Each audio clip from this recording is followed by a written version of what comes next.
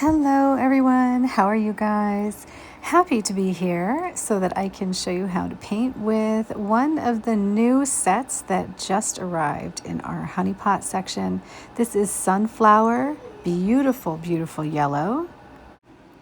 The next color I'll be painting with is Sage, a gorgeous, very, very pretty green. I think this is one of the more versatile greens that we've made here at jackswatercolor.com because it is not too bright and not too misty, and it has a very clear color of sage, so there isn't like a lot of heaviness to it.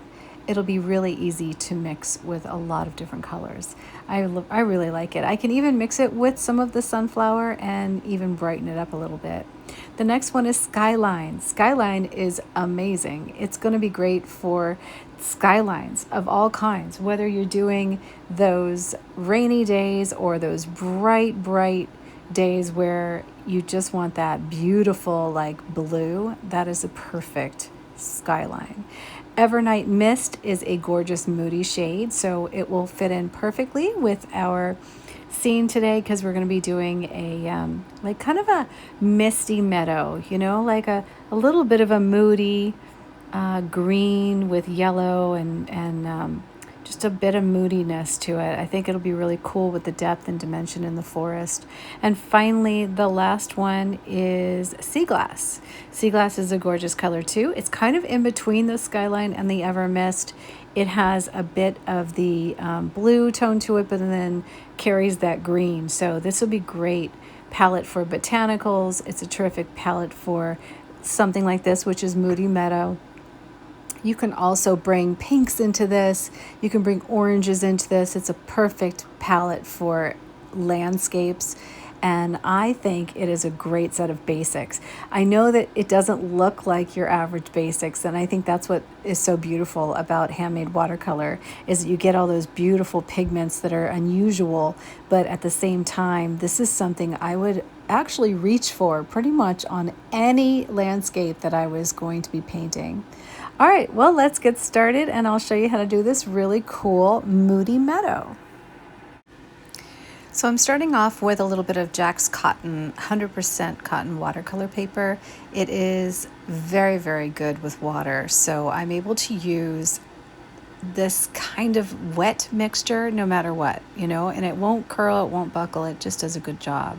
So I'm going to take the sunflower and just start modeling it right in, because what we want to do is almost like an underpainting so that some areas will be a little more bright and some areas will be a little more subdued.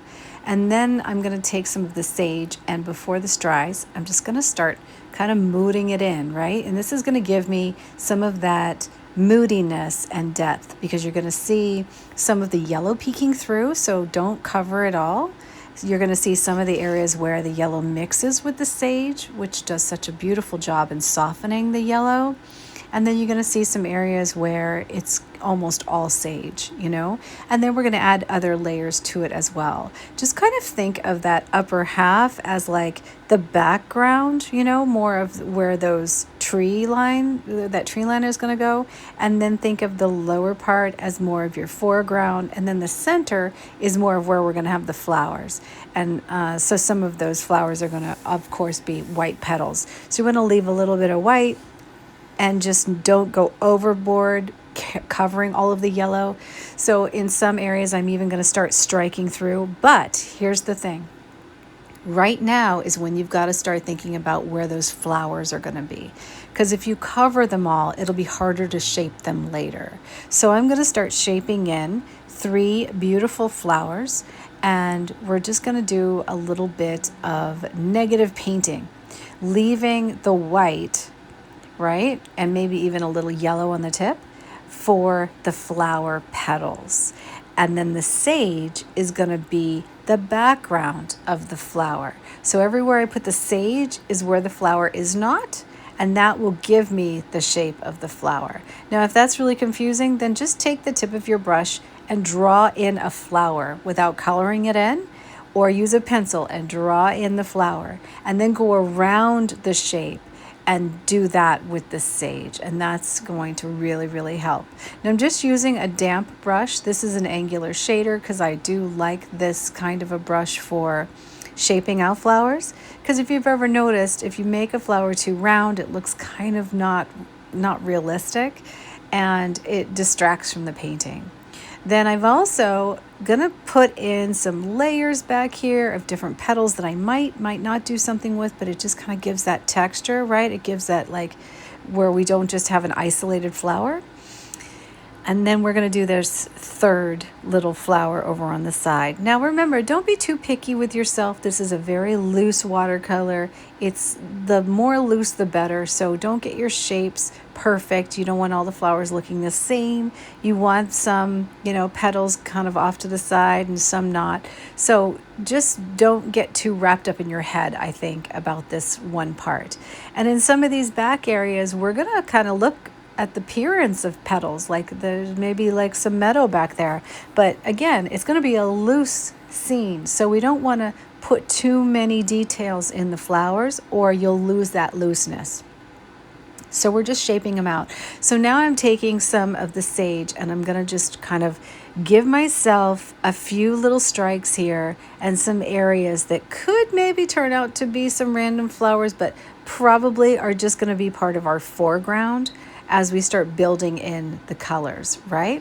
So adding a little bit of water always helps when your brush gets dry. You can get that stuff moving before you start adding some of the darker colors like seagrass. Sea glass. Sea glass is awesome, right? Because it's got the ability to be transparent, but then it's also got the ability to be this really, really dark, crazy color.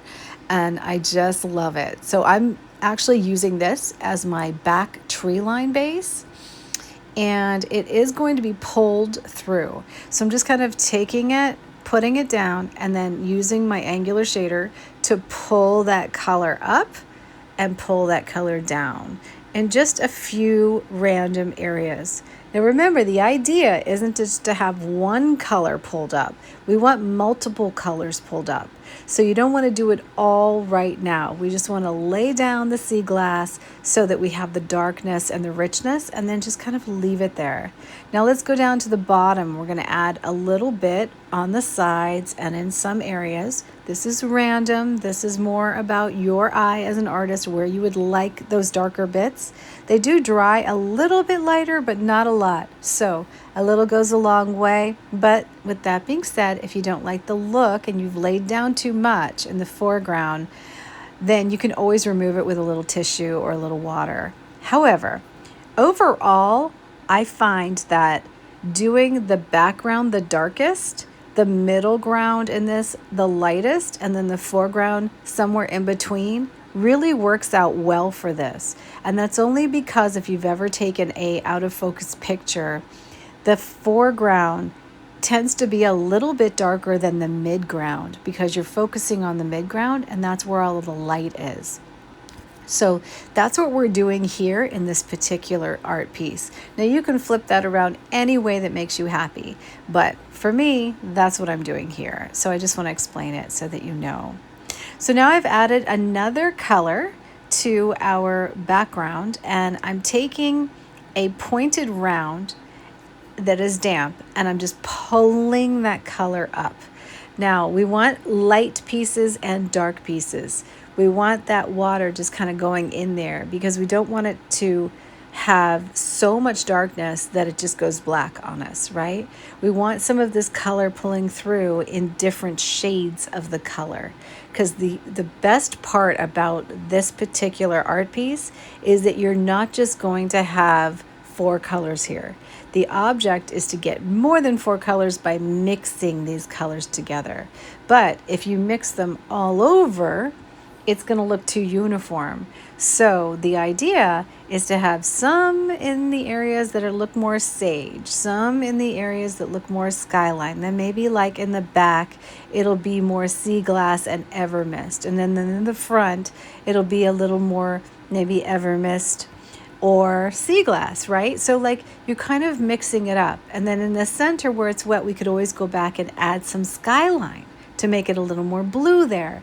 The object is to get it so that there are multiple levels of color in different areas, not just one place. Because by doing that, you're going to move the eye around. If it's all the same color and all the same value, your eye's not going to move and it's going to be like a sloppy mess. But the way that these loose paintings work out best is when the color is got like a variety. You know, I'm also picking up some of the sunflower and just dashing that back in. You see how bright and bold it is? Before the color dries, I'm just kind of like splashing it in there so that it can just kind of mix into that mid ground and give us a little bit more brightness. That will only happen by adding in the pure color. And this is a pure sunflower color. This pigment is strong and vibrant, and it has got no fillers, nothing that will get in your way. It will not dry light. It will dry just as bold as it is when you put it on. And that's what I love about this yellow. So now let's take the skyline, because we've got like that powerful blue, and we're just going to pop some of that in there. We're going to add some water too, so that it dilutes out a bit because it's in the mid-ground, right? So we want that drying a little more diluted. And then we're going to take it in a more weighted, more strong variety, and we're going to pull that up into our tree line. And that's going to give us thus another shade, both in the foreground and also in the background. Now remember, I do the foreground last because there's not much on my brush left, and we want it that way. We don't want to load our brush and then hit the foreground. We kind of want that somewhere in between. Then I dipped my brush in water, and whatever was left over, I kind of just did a little light blue shadowing in there. That's also a beautiful part of skyline. It gives you that lovely, transparent, light blue. And that is so pretty. A little dab with my cloth, and we still have our soft flowers. But see how the shadows take away from the starkness of the white. And then I take the cloth and I just kind of dab at some of the water spots just to lighten some of those areas, knowing that I can always go back in with my skyline or my Evermist or the sea glass and darken it up just a little bit more. A couple little touches of dark here and there kind of give it that variety that I was trying to achieve, and making sure that I have a little bit of control over it, even though we're keeping it in a very loose style. Don't forget to pull some of those colors up, but don't do it too evenly. Make sure that you just kind of do it randomly here and there so that you don't cover everything, and you additionally will get that beautiful variety into your background as well as your foreground. So now I'm taking a bit more color, and I want to establish some of the darker trees that will pop forward outside of the others. We always do this as a last step so that we have a lot of trees in the background of the background, but then we also have some of those trees that will really pop forward. If your trees aren't popping forward, just simply let your drawing dry a little bit more and you can paint over it, and your trees will start to pop forward. If your trees look too heavy, then you can always add a little bit of water and just dab it with your cloth, and it will lift up a bit, especially if you're using the 100% cotton paper. Taking what's left on my brush, I'm just going to kind of go through the foreground and make it so that it almost appears like we're trying to look through the brush at the meadow in between.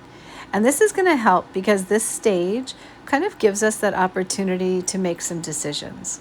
We're either going to want to partially cover some or maybe just one of the flowers, just a bit, so that it doesn't look, so it makes it look a little more natural, right? Something that's a little more out of focus. That's going to help the eye translate this as a loose watercolor. If you just leave your flowers, depending on how they're shaped, right there, just kind of like flat with nothing kind of brushing up against them, nothing kind of brushing over them, sometimes it can look a little bit awkward, almost as if those flowers are popping forward at you and it's taking away from everything else. When you start to brush a little bit of the mix over it, you can always kind of remove it and soften it with a clean brush like I'm doing now, but you see what it does? It just kind of gives you that soft focus. And I really think it's necessary to pull off the loose watercolor. Whichever way you get at it, do you, just reckless abandonment. Go throw some color in there, add a little bit of yellow, come back, add a little bit of blue, and just have fun. The whole point of watercolor isn't to worry about what you're going to get in the end. It's just to paint. You just want something to paint. You want beautiful colors to paint with, and you want it to just kind of do something fun on the paper, something that doesn't look flat, something that looks kind of textured, something that looks fun and exciting to look at. And there we go. Oh, and by the way, just in case you need to learn how to clean up watercolor, always use a clean watercolor brush over the stain, and then just wipe it. Now, I have a countertop that actually has some speckles in it, so that is not watercolor. This actually did work, and it wiped clean. I hope you guys enjoyed this tutorial, and I hope you give it a try. Don't forget to post it so that I can see over on Facebook or Instagram using the hashtag JacksArtChallenge, so that I can see what you painted. If you want any of these colors, they are for sale right now at jackswatercolor.com in the honey pot section. They are beautiful handmade honey selections that will go a long way. They're very, very vibrant, and there are no fillers or additives, just beautiful watercolor. Have a wonderful day, guys, and thank you so much for watching this tutorial all the way through. I hope you enjoyed my painting. This is Jacqueline Jacks, and if you have any questions, just leave them below for me so that I can talk about it in the next video.